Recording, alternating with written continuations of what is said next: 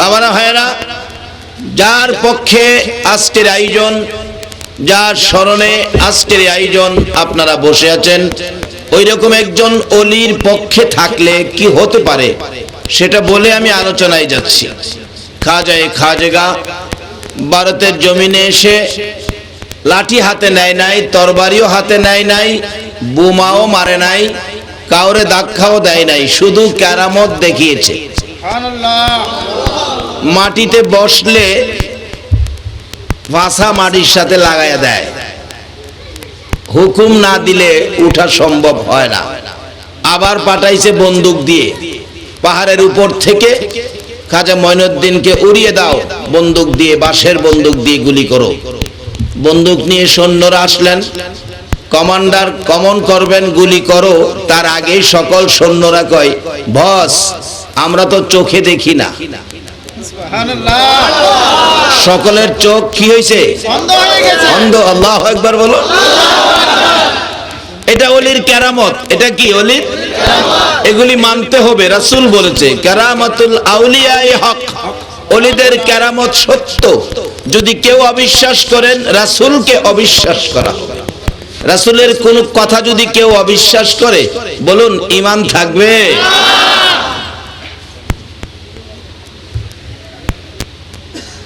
কারণ নবুয়ত খতমের পর এই ইসলামের সম্পূর্ণ দায়িত্ব দেওয়া হয়েছে বেলায়েতের ওলিদের হাতে।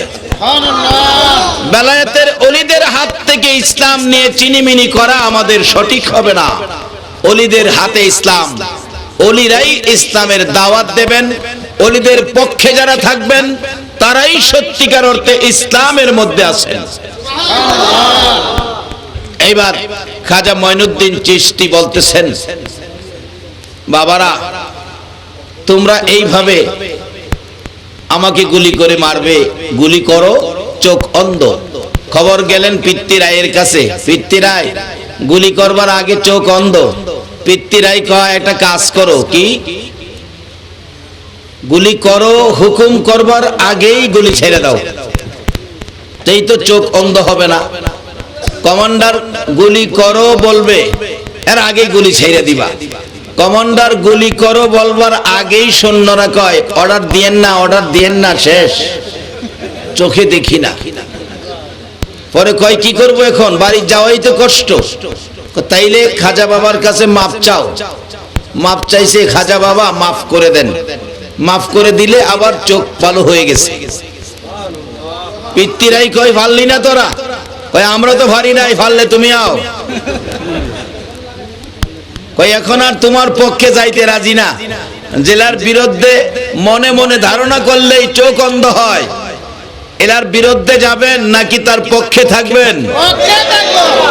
অনেকে অনেক কথা বলবে, এগুলি কান দিয়েন না, ওলিদের পক্ষে থাকেন। ওলির পক্ষই হলো আমার আল্লাহর পক্ষ। ওলির দরবার হলো আমার আল্লাহর দরবার।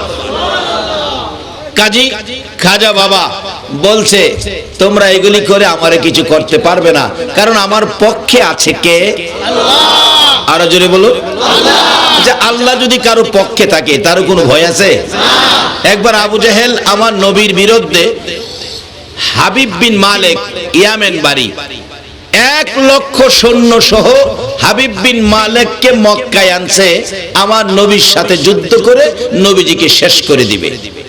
1 লক্ষ সৈন্য, অথচ নবীর তো তখন কিছুই নাই। 1 লক্ষ সৈন্য এসে এরকম প্যান্ডেল করলেন, সৈন্যরা বসলেন, 2টা আসন সাজাইলেন। একটার মধ্যে বাদশা হাবিব বিন মালিক বসেছে, আরেকটা খালি রাখছে। আবু জেহেল এটা বসে নাই, যুদ্ধ বিজয়ী হলে আনুষ্ঠানিকভাবে ফুলের তোড়া নিয়ে বসবে। আল্লাহ কয় আবু জেহেল ফুলের তোড়ার উপযুক্ত তুই না, এই আসনে বসার ফুট কি তোর হইছে না? ঘুমায় রয়েছেন আপনারা? নবীজির কাছে খবর পাঠাইছে, ভাতিজা বেড়া হইলে আসো, 1 লক্ষ সৈন্য আমি আবু জাহেলের পক্ষে, যুদ্ধ করতে হবে, না হয় আমার নেতৃত্ব মেনে নাও। আমার নবী কয় তোর নেতৃত্ব মাইনা নিতাম, নবীর সাথে সৈন্য না থাকলেও একজন মালিক তো নবীর পক্ষে আছে। বলুন তো এই মালিকটাকে? আল্লাহু আকবার বলো। যার পক্ষে থাকে আল্লাহ, তাদের পক্ষে থাকলে আমরার লাভ হবে না লস হবে?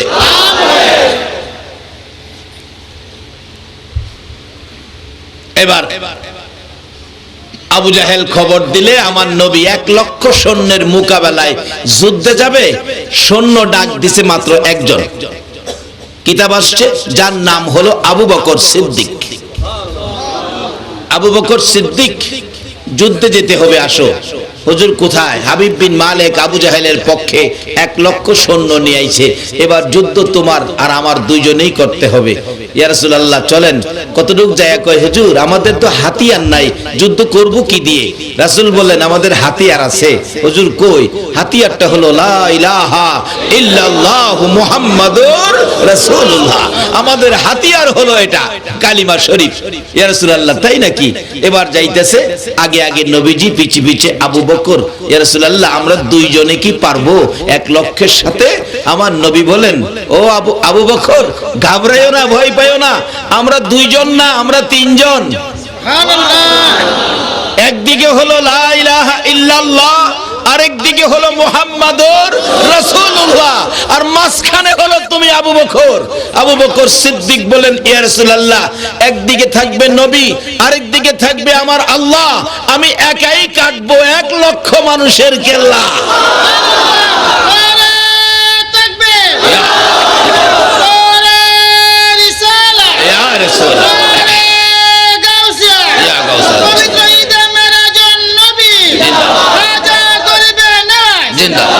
বলতেছিলাম আমার নবী আগে আগে যায়, আবু বকর পিছে পিছে যায়। প্যান্ডেলের মাঝখান দিয়ে রাস্তা রাখছে। নবীজি তো আসবে, আপোষ করব না যুদ্ধ করব, এটা আলোচনা তো হবে। আমার নবী আসতেছেন, প্যান্ডেলের পাশে মাঝখান দিয়ে রাস্তা। আবু বকর বলেন আমি একবার নবীজির ডান দিকে তাকাই, আবার বাম দিক দিয়ে তাকাই, না জানি গো আমার মায়ার নবী, দয়ার নবী রে, কেউ নি বল্লম দিয়ে আঘাত করে, কেউ নি আবার তরবারি দিয়ে আঘাত করে। আমি ডান দিক বাম দিক বারবার তাকাই, কোন সৈন্য নেই, তরবারি হাতে নেই নবীজির দিকে। এবার তাকিয়ে তাকিয়ে দেখি কাছাকাছি আসার পর সকল সৈন্যরা আমার নবী কাছে কাছে এসে ভিতরে ঢোকার পর নবীজির সুন্দর চেহারার দিকে তাকাইয়া তাকাইয়া হাতের হাতিয়ার গুলো জমিনে ছেড়ে দিছে। ওই দিকে দিয়ে বাচ্চা হাবিব বিন মালিক একটা নজর আমার আপনার নবীর সুন্দর চেহারা দেখে আসনে বসা ছিল, বসার থেকে দাঁড়িয়ে গেছে।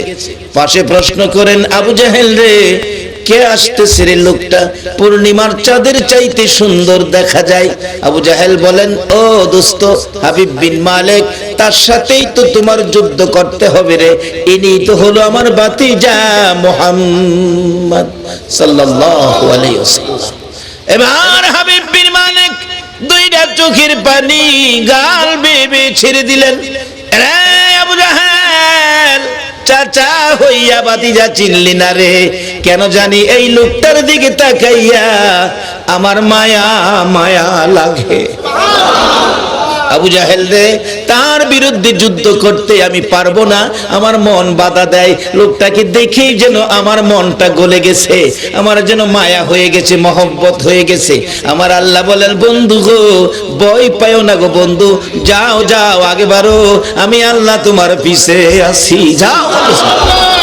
বন্ধু হাবিব বিন মালিক রে, ভয় পাও না, তুমি কাছে যাওয়ার আগে আমি আল্লাহ হাবিব বিন মালিকের সাথে যুদ্ধ শুরু করে দিয়েছি।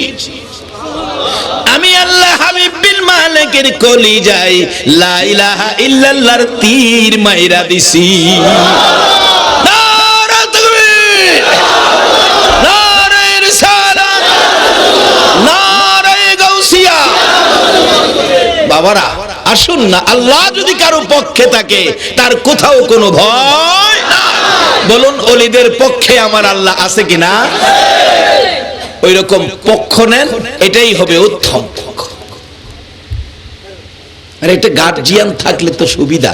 বাবা আছে, পোলা অপরাধ করছে, বাবা দেখবেন যায়া কয় ছেলে মানুষ অপরাধ করছে, কি করবেন ছেলেটা, আমার ছেলেটা হ্যাঁ বুঝে না, আসলে বুঝ হইছে না, এটা মাফ করে দেন। বাবা থাকাতে ছেলের পক্ষে এরকম মাফ চায় না। খাজাগার পক্ষে যারা বসেছো, আল্লাহর কসম তোমাদের পক্ষ গার্জিয়ান হয়ে খাজা বাবা আল্লাহর আরশের কিনারে যায় দাঁড়াবে। আজকের মাহফিলের আয়োজন কে করেছো? কে মাহফিল কমিটির ভাইয়েরা? তোমাদের জীবন ধন্য। আজকে যারা এই আয়োজনে শরীক হয়েছেন, আপনাদেরকে নিয়ে খাজা বাবা আল্লাহর আরশের কিনারে দাঁড়ায় বলবেন, প্রভু গো, তারা তো ভুল করেছে, তারা তো জানে না, সরল সোজা ফেতনার যুগের মানুষ। আমি খাজা আপনার কাছে অনুরোধ করি, কি করবেন, আমি তো তাদের গার্জিয়ান, আল্লাহর রাস্তে আপনি দয়া করে তাদেরকে মাফ করে দিলে কি হয়? আল্লাহ বলবে, যাও খাজা, তোমার উসিলায় মাফ করে দিলাম। উসিলা তো করবে হাসরে, অন্য কোন নবীর কে উম্মতের উসিলা করবে না, শুধুমাত্র আখেরি নবীর উম্মতের প্রতি উসিলা। এমন হবে হাসরের দিন জিজ্ঞেস করবে, এদিকে আয়, তুমি কি আখেরি নবীর উম্মত? জি। নামাজ পড়ছিলা? না। রোজা রাখছিলা? না। রোজাও রাখছো না? না। আমার গ্যাস্ট্রিক আছে। এরকম কয় না অনেকে, এর বলে গ্যাস্ট্রিক আছে। আল্লাহ কইব, দুনিয়াতেও বাটফারি করছস, অহনো বাটফারি করস, হ্যাঁ মাথা নত করে দাঁড়াই থাকবে। আল্লাহ আল্লাহ আল্লাহ আল্লাহ করস, অহনে সময় মতো তো করছস। হন কোনদিন আমার ওলি খাজা বাবার স্মরণের মাহফিলে গেছলি? আল্লাহ গেছিলাম।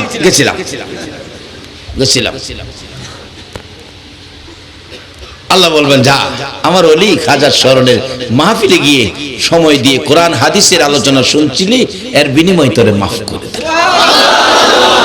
আরেকটা হেডাই কেনবো, কি নামাজ পড়ছস না, রোজা রাখছস না, তার অর্থ এই না যে নামাজ রোজা সাইরা দিবেন, এটা না। কোন কোন ব্যক্তি আর কি আখির নবীর উম্মত হিসাবে আল্লাহ যে মাফ করবেন। মাহফিলে গেছিলি? না। মাহফিলে 10টা টাকা চাইলে দিছিলি? আল্লাহ মাহফিলে যাওয়ার সময় পাইছি না, 10 টাকা চাইছি, আমি খাজার মহব্বতে 100 টাকা দিছিলাম। আল্লাহ কো, যা, এটার লেগে মাফ করে দিলাম। আরেকটারে হাসরের দিন দইরা আনবো, এদিকে আয়, এদিকে আয়, নামাজ পড়ছস, রোজা রাখছস? আল্লাহ একটা না, আমি তেন নাই, তা জাহান্নামে যাওন লাগবো যে, চোখের পানি ছেড়ে দিব, যাও জাহান্নামে যাও। জাহান্নামের দিকে দৌড় দিব, একটু যায়া আবার ফিরা চাইবো, আবার দৌড় দিব, আবার ফিরা চাইবো। আল্লাহ ডাক দিবে, দিকে আয়, দইরা যাস, আবার ফিরা চাস কি লেগা? আল্লাহ দুনিয়াতে ওয়াজ মাহফিলে গিয়ে শুনছি আপনার বলে খুব দয়া আছে, জাহান্নামে নির্দেশ দিবেন, জাহান্নামে যাইতেছি, আবার একটু ফিরা চাই, আমনে নে আমার লাগে মায়া লাগে। আল্লাহ কইবো, এদিকে আয়, আমার মায়ার লাগে দয়ার লাগে ফিরা চাইছস? কহ তাইলে আমার দয়া হইছে, যা তোরে মাফ করে দিলাম। এটা অন্য নবীর উম্মতরা পাইতো না তো, হুদা আমরা নবী মুহাম্মদুর রাসূলুল্লাহ সাল্লাল্লাহু আলাইহি সাল্লামের ভালোবাসার বিনিময় এই সমস্ত কিছু সুযোগ দিবে। এই নবীর পক্ষে থাকলে আমার আল্লাহকে পক্ষে পাবেন কিনা বলুন? এই জমিনের মালিকটাকে নবীর মাধ্যমে চিনতে হবে, চিনা দরকার আছে না? আসুন আগে ভারী বলতেছিলাম, আমার নবী আসতেছে। হাবিব বিন মালিক আসন থেকে দাঁড়ায়া গেছে, আবু জাহেল টানে, দুস্ত ভও, কই তুই আমারে দুস্ত কইস না, এই ব্যাপারটা বুঝা লই কি আইতাছে, দুস্ত কইস না, দুস্ত কইস না, রাখ। আমার নবী মাঝামাঝি এসে গেলে হাবিব বিন মালিক আর সহ্য করতে পারে নাই, স্টেজে আসনে বসা ছিল, দাঁড়িয়ে গেছে। সকল সৈন্যরা আমার নবীর সুন্দর চেহারার দিকে তাকিয়ে আছে, হাতিয়ার গুলো জমিনে পড়ে আছে। আল্লাহু আকবার বলো। হাবিব বিন মালিক আসন থেকে দাঁড়াইয়া স্টেজে নয়, স্টেজ থেকে নিচে নাইমা গেছে। আবু জাহেল কই, দোস্ত কই যাও, কি লেগে আনছিলাম, কি হইতাছে? আবু জাহেল ডাকে, কেন আনছিলাম আর কি রূপ ধরেছে? হাবিব বিন মালিক বলেন, আবু জাহেল রে, চাচা হইয়া বাতিজা চিনলি না, যাইতে যাইতে আমার নবী এগিয়ে আসতেছে, হাবিব বিন মালিক মাঝখান দিয়ে এগিয়ে যাচ্ছে। মাঝামাঝি কাছাকাছি হয়ে গেলে আমার নবীর সামনে দাঁড়াইয়া বড় মায়া সুরে গুনগুন করে গাইতেছে, মা আমিনার কুলে দেখো চাঁদ উঠেছে।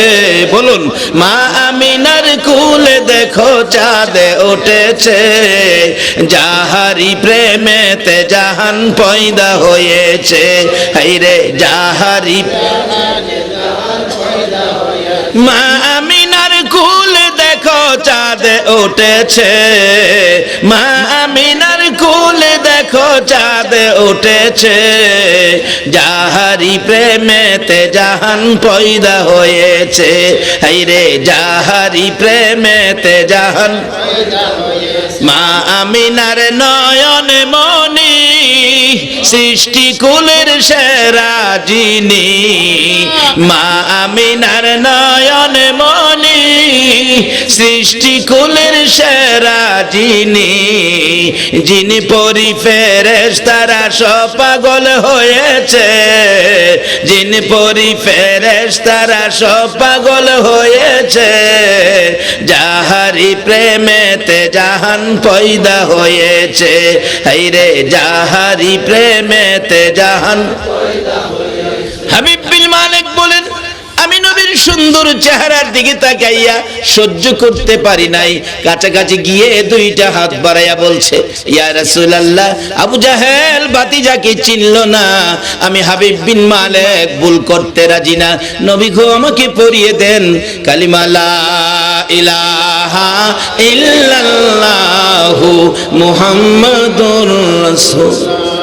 হাবিব বিন মালিক মুসলমান হইয়া আমার নবীর টাইনা ধরে স্টেজে উঠাইয়া, পাশে যে স্বর্ণের আসন ছিল, স্বর্ণের চেয়ার ছিল, আবু জাহেল বসবে, আমার নবীকে নিয়ে হাবিব বিন মালিক স্বর্ণের চেয়ারে নবীজিরে বসাইয়া দিছে।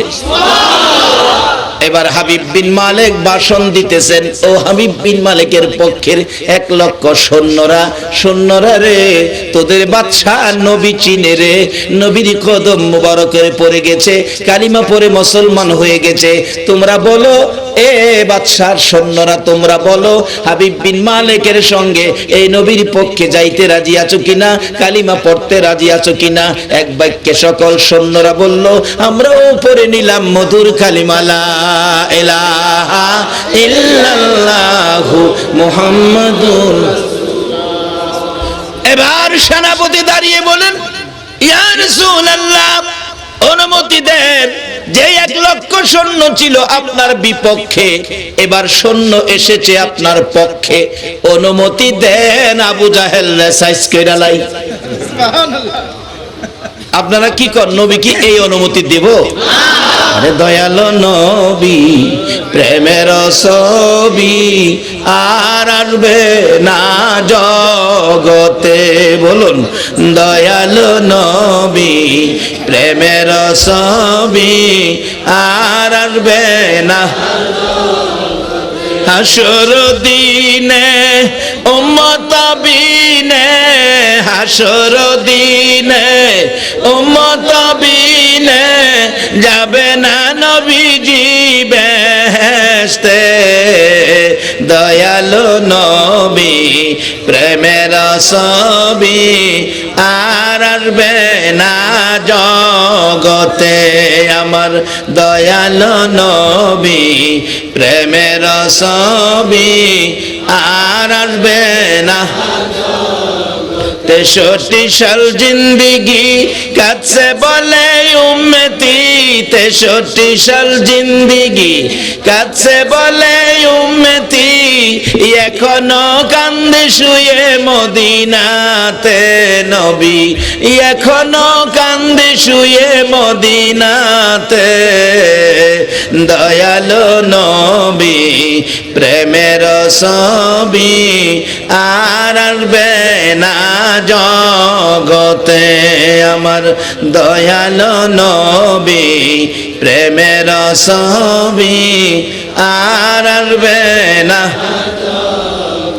আমার নবী বলেন, এরে আমার সৈন্যরা, না না সাইজ করা যাবে না, আবু জাহেল আমার চাচা লাগে রে।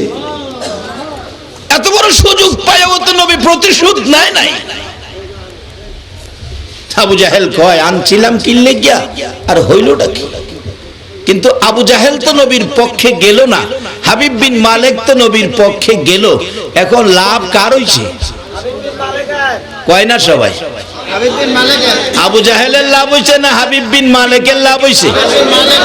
আর শুধু এহেন লাভ না তো, বারিদা পর্যন্ত লাভ হইছে। কিভাবে?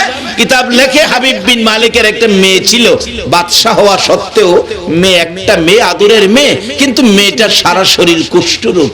কুষ্ঠরোগ যখন, কুষ্ঠরোগের কোনো চিকিৎসা নাই, পচে গলে দুর্গন্ধ, মেয়েটার একটা রুমের মধ্যে রাখে, বাহির করতে পারে না।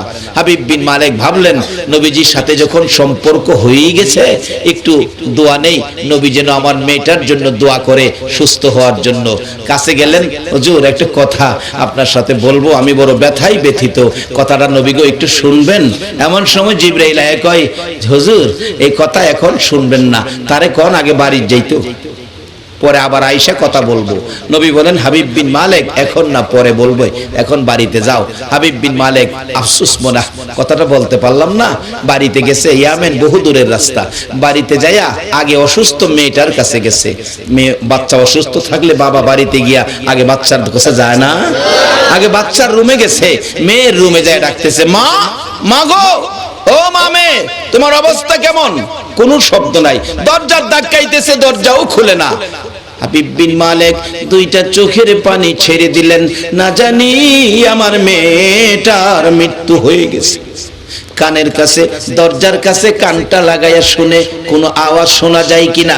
দরজার ফাঁকে কান লাগাইয়া শুনে গো, ভিতর থেকে আওয়াজ হইতেছে, লা ইলাহা ইল্লাল্লাহ, লা ইলাহা লা ইলাহা লা ইলাহা ইল্লাল্লাহু মুহাম্মাদুর রাসূল।